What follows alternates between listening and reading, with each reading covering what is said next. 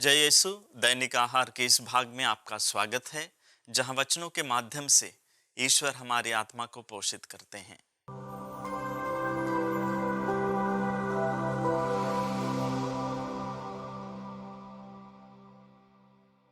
प्रिय भाइयों एवं बहनों, हमारे हाथ की पांचों उंगली बराबर नहीं है।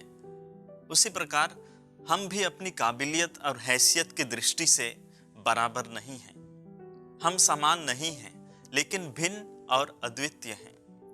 आज के सुसमाचार में अपने प्रेरितों का चुनाव करने से पहले यीशु पहाड़ी पर चढ़े और रात भर वहां प्रार्थना में लीन रहे।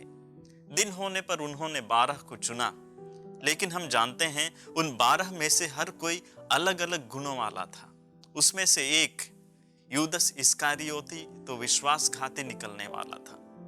कभी कभी हमें ऐसा भी लग सकता है कि रात भर प्रार्थना करने के बावजूद यीशु ने प्रेरितों का सही चुनाव करने में क्यों गलती कर दिया।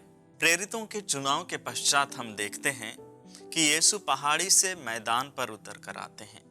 पहाड़ी से मैदान में, ऊंचाई से समतल भूतल पर उतरने का अर्थ है अपने आप को लोगों के बीच में लाना, खुद को लोगों के लिए उपलब्ध कराना।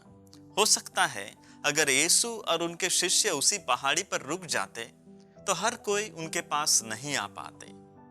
जो लोग उनका उपदेश सुनने और अपने रोगों से मुक्त होने के लिए आया करते थे, जिसका जिक्र आज के सुसमाचार में है और जैसा हम सुनते हैं, वे उनके पास नहीं पहुंच पाते।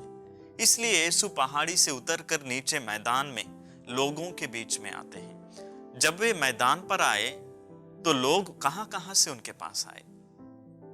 यहूदिया तथा यरूशलेम और तीरुस तथा सीदोन से। यहूदिया और यरूशलेम तो यहूदियों के शहर थे, लेकिन तीरुस और सीदोन गैर यहूदियों का निवास स्थान था। लोगों का अलग अलग और हर किस्म के शहरों से यीशु के पास आने का अर्थ क्या है? यीशु हर प्रकार के लोगों के लिए उपलब्ध थे, वही अर्थ है।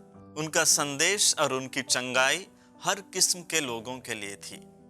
प्रेरितों के समूह में भी अलग अलग प्रवृत्ति के लोगों को चुनने का मतलब है यीशु सभी प्रकार के लोगों के लिए अवसर देते हैं, ताकि वे उनका अनुभव कर सकें और उनकी शिक्षा के आधार पर अपने जीवन को ढाल सकें। प्रिय भाइयों एवं बहनों, आज कलीसिया में भी सभी लोग एक ही प्रवृत्ति के या एक समान नहीं हैं। हम सभी अलग अलग स्थानों, संस्कृतियों और परिवारों से आते हैं।